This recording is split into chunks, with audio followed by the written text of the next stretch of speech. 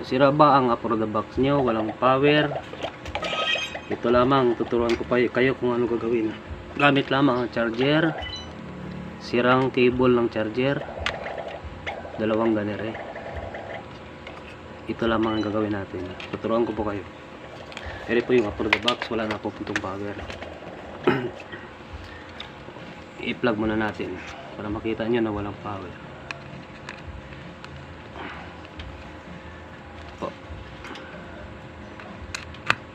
Yan po, wala na po siyang power. Hindi na po natin kailangan buksan to.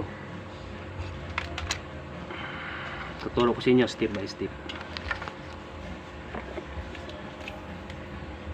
Ito po, dalawang cable ng charger na sira.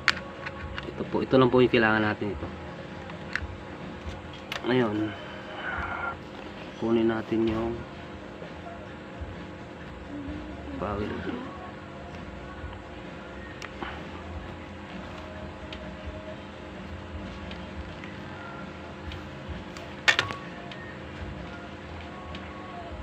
May apat po itong wire. Kunin lang po natin yung red at saka yung black.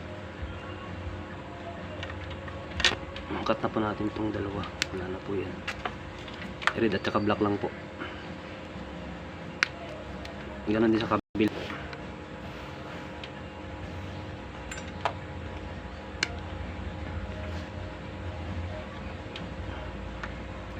Ito kunin din natin yung red at saka black.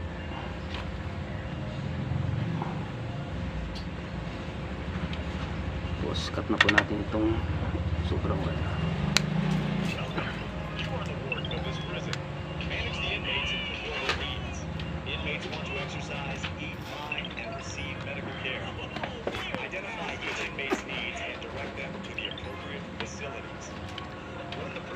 Pag dinugtong po natin red to red, black to black lang po.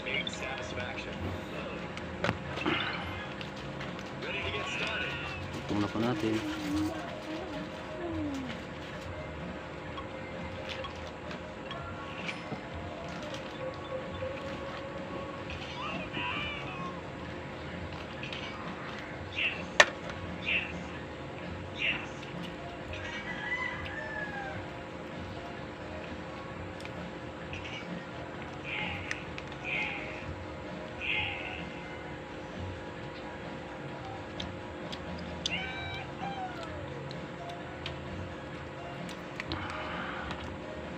Kahit sino po, kayang gawin po ito. Madali lang po ito.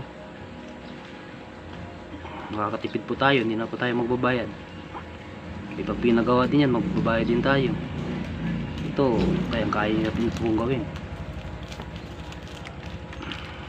Ayan na po, nakadugtong na po.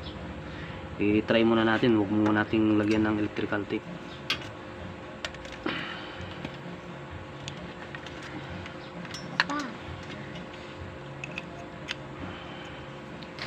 Plug po natin.